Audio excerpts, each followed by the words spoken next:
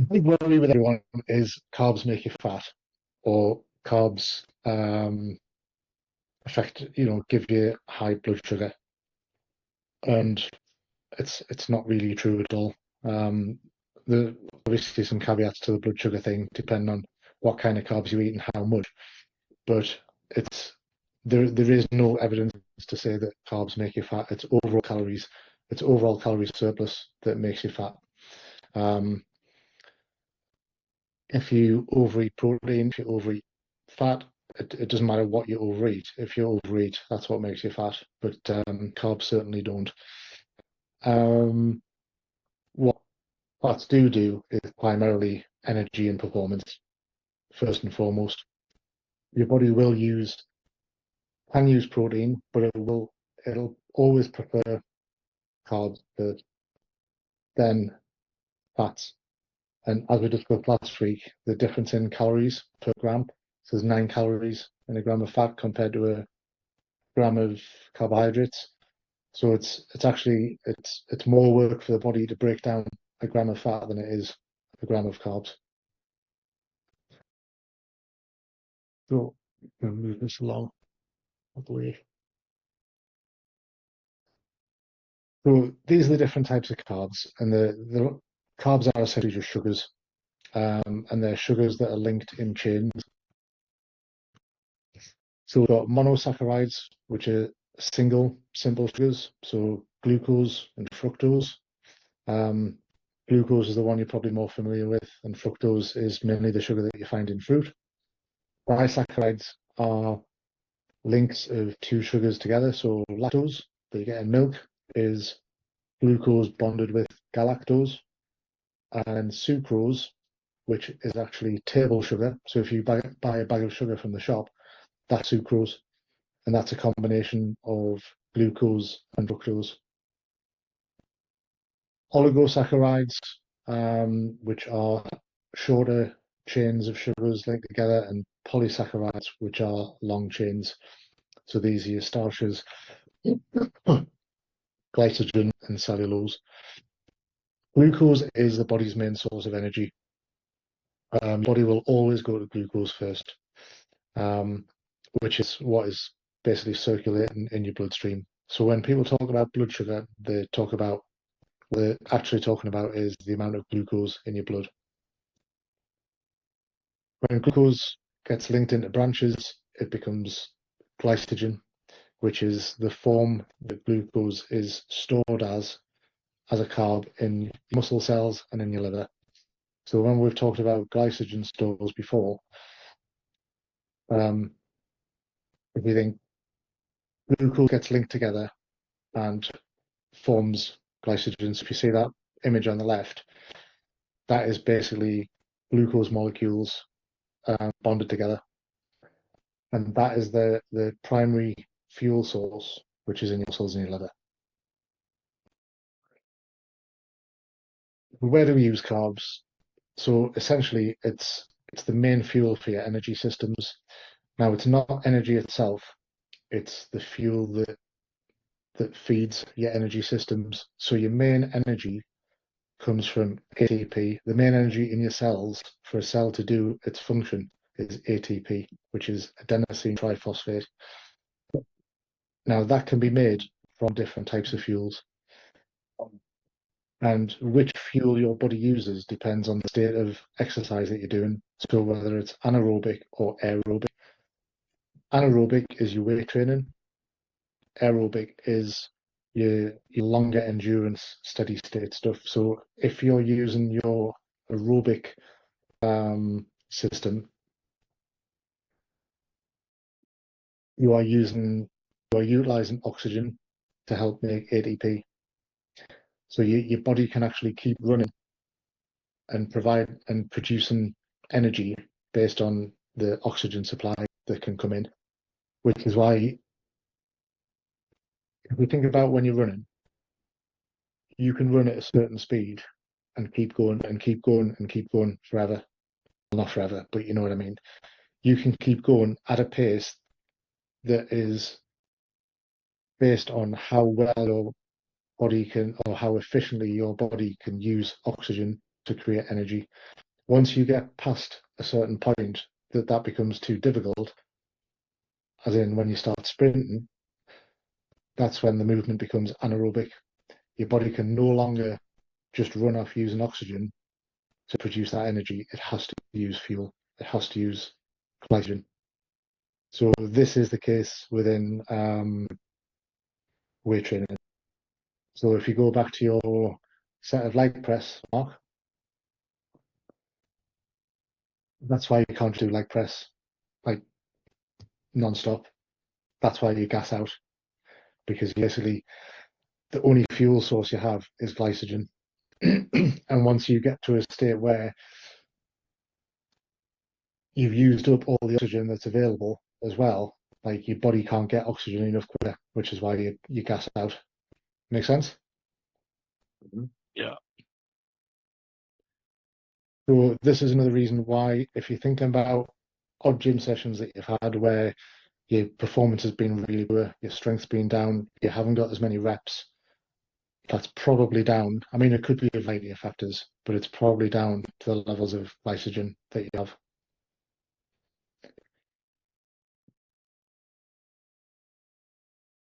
So regardless of what carbs you eat, whether it's your starch carbs, rice, potatoes, and bread, pasta, everything starts to break down as soon as you eat it in your mouth through the amylase enzyme.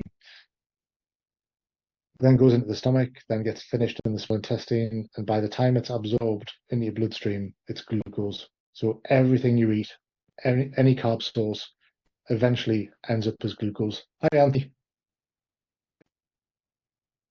How you doing, mate, from the group? Um, Lactose breaks down in a completely different way.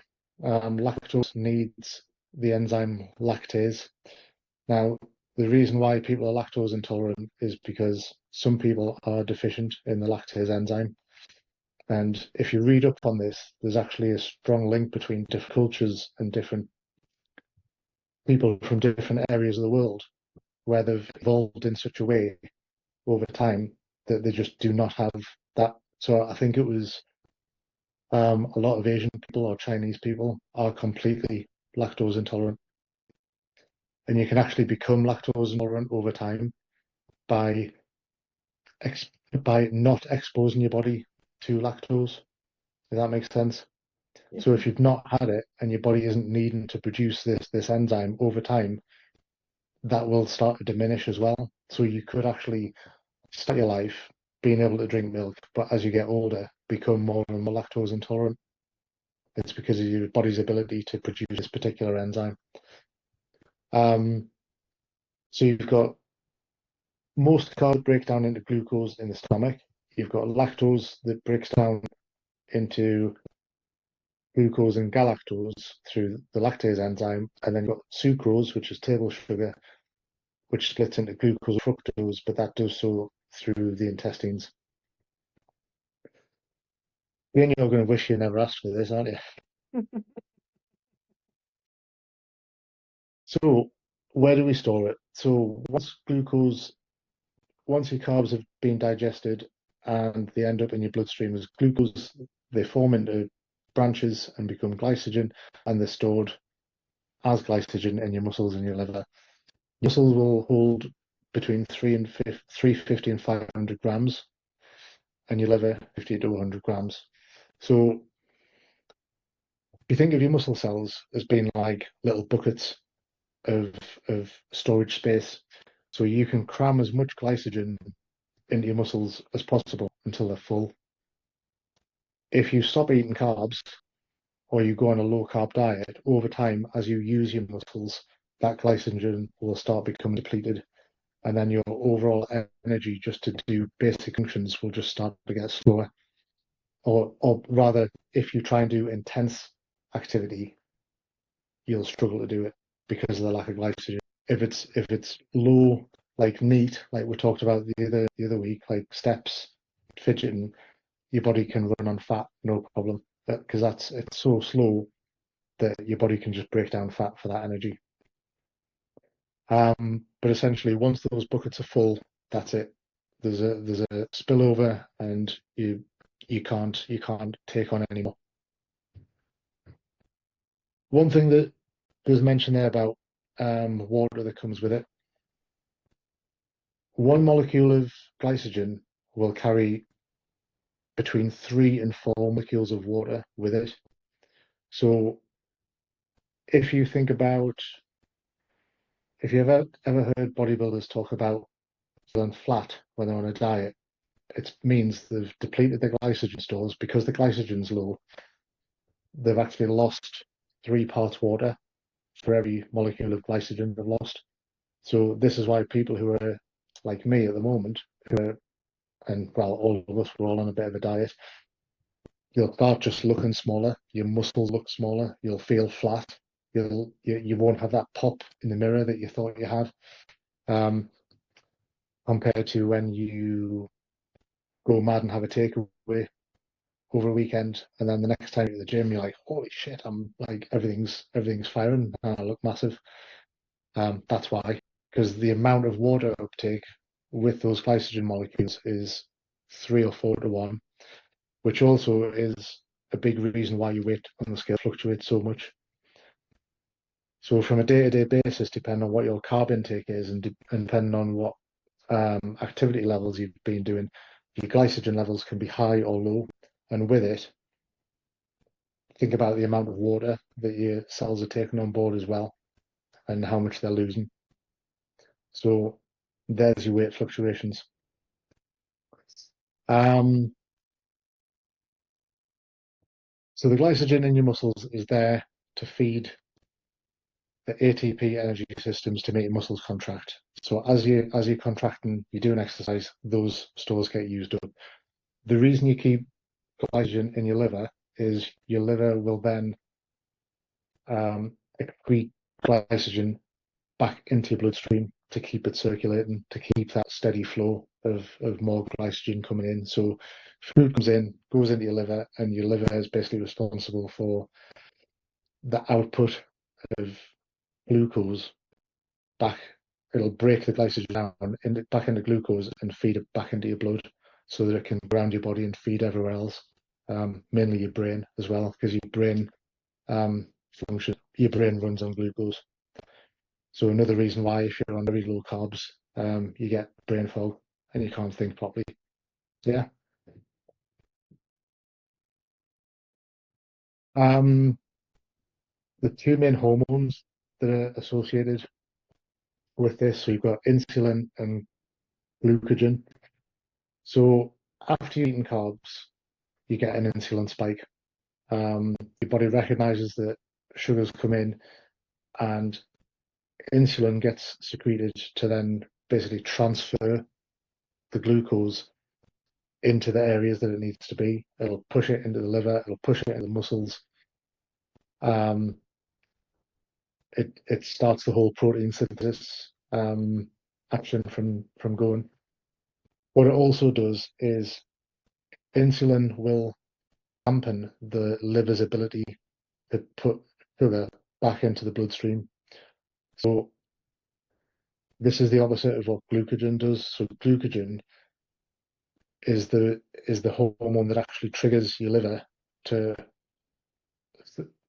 push glucose into your blood, whereas insulin drives glucose into your cells, into other areas of your body, but stops it from coming out from your liver, whereas glucagon does the opposite. So they both kind of work in tandem. Unless you're me. Okay. Unless you're me. Because I'm Unless you're yes. Why would you want insulin to be up? So around meal times, when you do need to replace glycogen stores, because if you've got fasted periods between meals, that is when your body is using that energy and you want it replacing between feeds. So when you have a feed, that is insulin is your body's signal to say, right, we need to start shuttling all this stuff off around the body and replace what we've just lost in the last few hours, which is fine. Like that's when you want insulin to be working. Also around training, you want insulin to be pushing glucose into your body before training and after training to replenish everything and to keep your stores full. When you don't want it is in between meals, because then you're constantly triggering insulin all the time. Which the more times you do it, the higher your sugar intake overall, and the more times you spike in insulin all the time, you're dulling or you're desensitizing that effect that it has to the point where it becomes so desensitized that the the appearance of sugar in your diet is not triggering insulin to be released, so it's not transporting it anywhere. That makes sense to you, Keith? Yeah. Yeah, it does. Yeah. Um, yeah, that is when you do want big spikes. So if you just finished a training session, you're completely depleted. That is when you want a big spike of insulin. That is when you do want to be pushing in loads of carbs because you want that effect of insulin to be driving new glycogen back into your muscle cells to start the recovery process. Which is why after workout, you don't want to be having nothing. So all of your carb feeding really wants to be centered mainly around training or around times when you need to have energy. If there's times of the day when you don't need that, then it's probably a better idea to keep carbs out of your diet and just stick with proteins and fats. So if you're an office worker and you're just sat at a desk all day, you don't need to be eating that many carbs. You're better off having maybe a few starchy carbs, but vegetables, fats, proteins, because you don't actually need that energy. If you're just sitting quite sedentary, your body can run off fats quite easily. But if you're going for a heavy gym session, you're going to need something there. So on that, who is making sure that they get plenty of carbs in before they go to the gym and plenty of carbs afterwards? Plenty of carbs afterwards. Yeah, not so much beforehand. Well, when I say beforehand, if you've been eating quite fairly balanced meals throughout the day and you're training late in the day, that's probably no problem. You're probably fine. Yeah. You've probably got enough stores already there. Yeah. Where this might come into effect is if you train first thing in the morning, like I do, and like I don't have carbs in my last meal of the day, and I don't have time to eat before I go because sometimes I'm training at 5, 6 o'clock. Yeah. So that's a bit of a struggle. Hence why sometimes I do struggle to do sessions. But that's my choice because I'm on a diet and I'm on limited calories. I'm making that sacrifice because, to be honest, I would rather have the calories later on in the day. I don't want to waste 200 or 300 calories at 5 o'clock in the morning when I know I'm not going to have them later on when I'm really hungry. So even though it's impacting my performance, like I'm taking on the head. That's my sacrifice. If I was on a maintenance phase or in a bulking phase where I'm looking to gain muscle and I had an abundance of calories, I would be waking up an hour early and I'd be cramming in like 500 calories before I went to the gym, no problem. Yeah. And I would do that. Yeah, we might do. Like, oh, right at my turn to stop bulking. Aren't you, Anthony? Oh, sorry. I said, is that you? You think when it my time to start bulking? Well, I've still got a bit to lose, and then maybe coming soon. Oh, Mark and myself will have to wait next year now. Hmm. Or his birthday. Yeah. Can carbs turn into fat and can protein turn into carbs? You know, carbs can turn into fat. You would have to be severely over the limit of completely filling your glycogen stores and everything else for there to be a spillover where those sugars are then broken down and made into fats. For most people, that's probably not a big issue for a normal diet. Really, the main thing that's going to cause that is still having too many calories, and not just because you've had too many carbs in one meal. Protein, on the other hand, you don't have unlimited storage for protein. Your body can only utilize so many amino acids at once, and what it can't use will just be converted straight into glucose.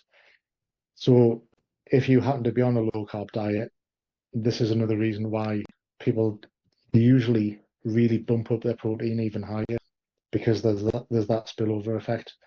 They want to keep the carbs low, but they know that if they overeat on protein, there will be that cascading effect where any excess will just get converted into glucose anyway. Which is the other reason why, when I set people's diets up, we focus mainly on protein and fats, because protein is a necessity, and which we'll go into next week. I'll do one on protein next week. There are certain amino acids that your body cannot make, that has to come from food, and your body does need fat. It doesn't need carbs. Like, if you wanted to go all carnivore and keto or whatever else, you can. It's not something I recommend, especially if you want to like have good performance in the gym and do everything else. Like, there's nothing wrong with carbs, but it's not something that you can live without it. Like, if you had an intolerance to every single carb source in the world, you could still live absolutely fine. Whereas if you took one of the other two away completely, you couldn't. Make sense? Yeah. Yeah. The one that seems to cause a stir is fruit and fructose. So fructose is the main sugar found in fruit. The reason why it gets a bit of a bad rap is fructose gets taken up by the liver first.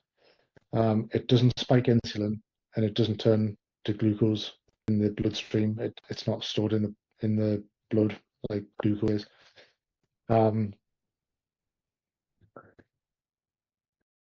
If you have it in too high amounts and your calories are too high, it can mean that your triglycerides, your fatty acids, become too high.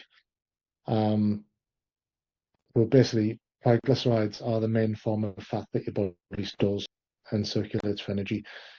So obviously, if you've got an excess of those in your bloodstream, and if you're in an environment where your HDL isn't high enough and LDL isn't low enough, so Anthony, you weren't in this week when we talked about fats, but I don't know, do you know much about HDL and LDL? Yeah, that's the cholesterol. Exactly. One's responsible for basically pushing cholesterol into your bloodstream, with the one's removing it. And if one's too low, it's not removing it. I think it's HDL. If HDL is too low, then it's not removing it. And if LDL becomes high, it's pushing too much in. And that's where the risk for having plaques in your arteries comes in, when you've actually got too many of these triglycerides in your bloodstream, which can cause heart attacks. And yeah. Next up, glycemic index, which everyone's heard of.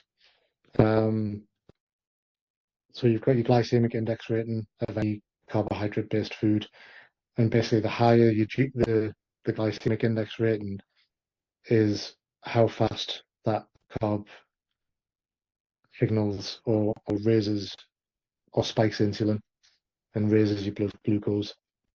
But we did talk about this before, last week. Eating fat alongside those foods can basically, it makes the GI index a bit useless. If you're eating a carb on its own, like, the GI rating only applies for that particular food on its own. So yes, you could say brown rice is better than white rice, or sweet potatoes are better than white potatoes, or whatever it is.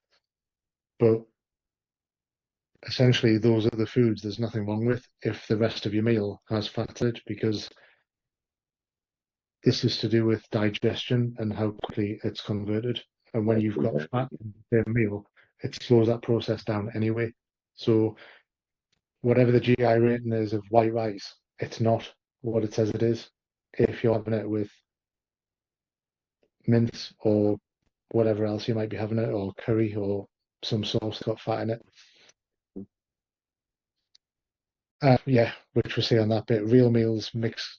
If you've got a mixture of protein, fats, fiber, they're going to slow the digestion, and that flattens all that out anyway. So in most cases, for most people, I don't really see that there's any real need to worry about glycemic index, unless potentially for your case, Keith, if you are just eating those foods on their own. Yeah, yeah, yeah. I wouldn't do that anyway. Yeah.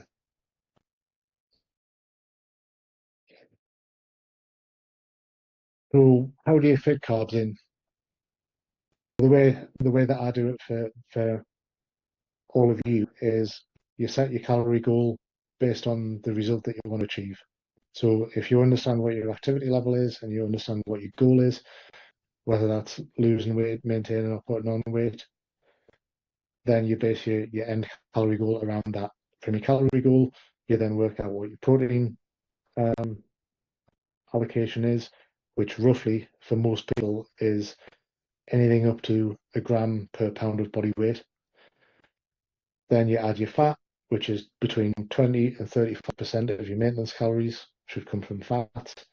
And then basically your carbs are whatever you've got left. And that is the easiest way to understand like where to if you were to really, really simplify everything and say what is the difference between a fat loss diet and a muscle building diet, it's carbs. Yeah, You could potentially keep your protein the same, you could keep your fat the same. The only variable you need to play with is how many carbs do you have. Drop your carbs to lose weight and you increase your carbs to build muscle, because the other two need to stay where they are. Even though it's false to say that reducing your carbs is the main reason for fat loss. It's not. You are just putting yourself in a calorie deficit by reducing the one macronutrient that is actually not essential. If that makes sense. yeah,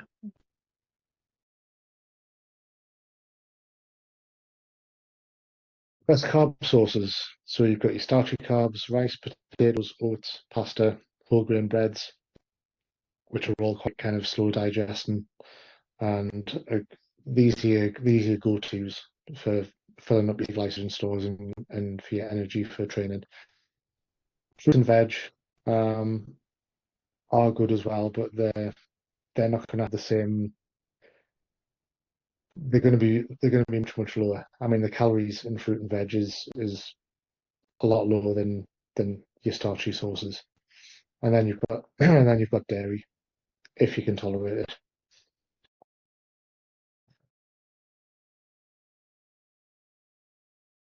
Where do you put them in? This is where you've got to understand your lifestyle and where you need them. Um, I would probably have some in most meals, but if you are going to play with them and understand when you need to use them, I would focus the majority of them around your training sessions. You could even put yourself in a state where on training days you allow yourself more calories and less on non-training days, if you want to have that allocation to bump up your allowance so that you're giving yourself higher performance. So when I put your plans out and I said, I don't know, Anthony, you're on 2,100 a day, but you can have 1,800 a day, or you can have 2,400 a day.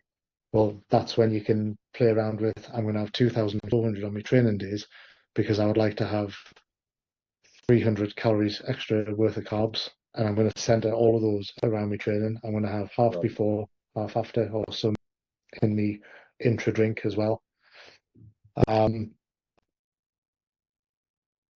then again, if you are struggling with carbs, will also make you feel a little bit hungry afterwards as well, because they have that effect on spiking your blood sugar. There is always going to be a drop at some point as well, and I've found it even noticeable just if I remove carbs completely from my breakfast. So if I'm on a calorie restriction, which I'm on now, and I want to stop myself from feeling hungry from the day. If I eliminate carbs completely from the morning and my lunch, it doesn't bother us in the slightest. I don't get hungry. So I'll have an omelette. I'll just have eggs, just eggs, and then I'll sometimes have chicken with some spinach or tomatoes or something, and I get through the day easily. Fried chicken, I'll fry it or drill some oil on it or just have something with some fat. But Settle that'll down. stop me feeling hungry. When I used to have the same amount of eggs, but I used to have them on toast, I would get hungry again by lunchtime just because of the slight spike in the drop from the toast. Is that because the carbs burn quicker as well, though?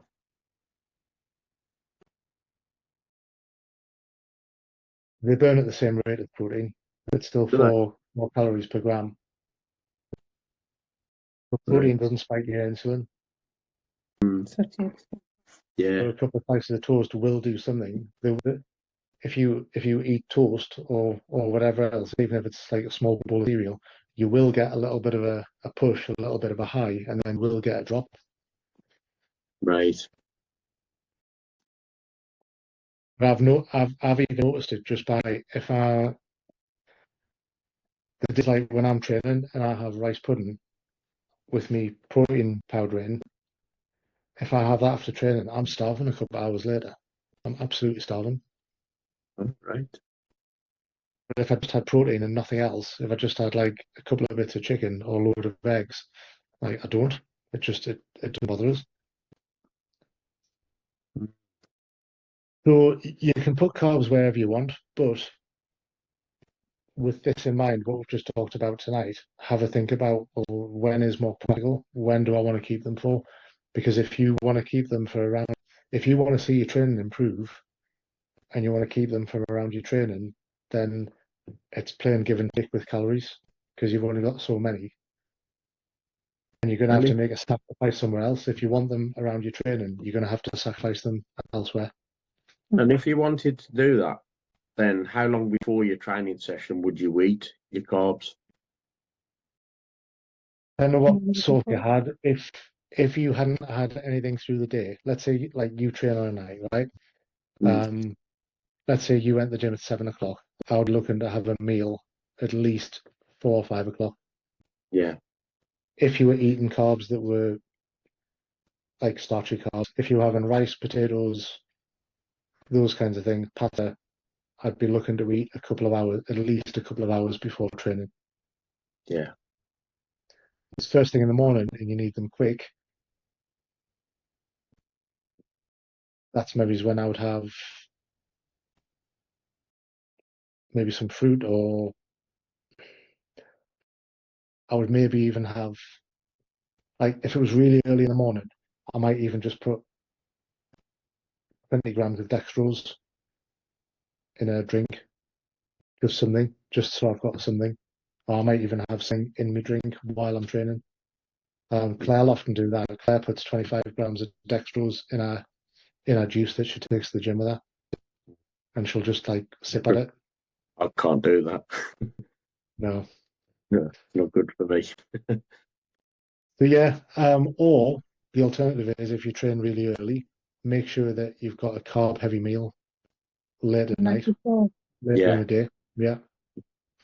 This is I what usually have mine about dinner. I have mine for my dinner because I usually have like oats for my dinner and that, like, don't I?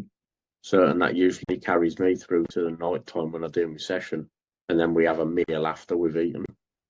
yeah, I train Hannah at 9 o'clock. Actually 9 o'clock on a Thursday and 6:30 on a Saturday morning. And I'll say like if you're not going to eat, if you can't stomach anything on a Saturday morning, make sure you eat plenty. When you have your dinner on a night, make sure you're getting plenty of rice and potatoes, Yeah. like carb something, so it's Couple. at least it's in your system and you've Yeah. got something. Excellent. How does that fit in with what you guys are doing? I mean, what Anthony? How do you kind of structure your meals? I've been eating at the wrong time this week. So I've been carrying up on my lunch, and by tea time, I'm pretty much using all my calories up. for the evening time when I go training. So, yeah, I've not been working out quite right this week. So you've been setting them around your training? No, I'm going off what you're saying. I'm completely doing it the opposite. I'm eating carbs at the wrong times at the moment. So when are you having them compared to when you train? Like at lunchtime, I've been having like rice and pasta for my lunch, and it's taking up a lot of calories during the day. You see, And when do you train? evening, Yeah, 5, that's still 6. fine. That's still fine. When I was saying 2 hours before, I was meaning like you can do it before then, but don't do it after then. Like once you want to give yourself enough time to digest it. If you've had carbs throughout Sure. the day, if you've had them for your Yeah. breakfast and for your lunch, you're probably fine. Like they'll be in there, they'll be in your system, they'll be Right. there ready Okay. for you when you get to the gym on the night. I wouldn't worry about that. Okay. What I was meaning was if you've had nothing previous, but you know you need to get something in ready for your session, I will have something a couple of hours beforehand. But if Right. you've been feeding carbs in throughout the day through your other meals, Yeah. that's absolutely fine. Okay. The big one is getting them in afterwards because that really does kickstart the recovery process. You want fast acting protein and carbs as soon after training as you can, at least within a couple of hours, Yeah. because that's when your muscles are like empty sponges and they're crying out for everything that they need to get back to recovering again. 2 seconds. He's in the kitchen.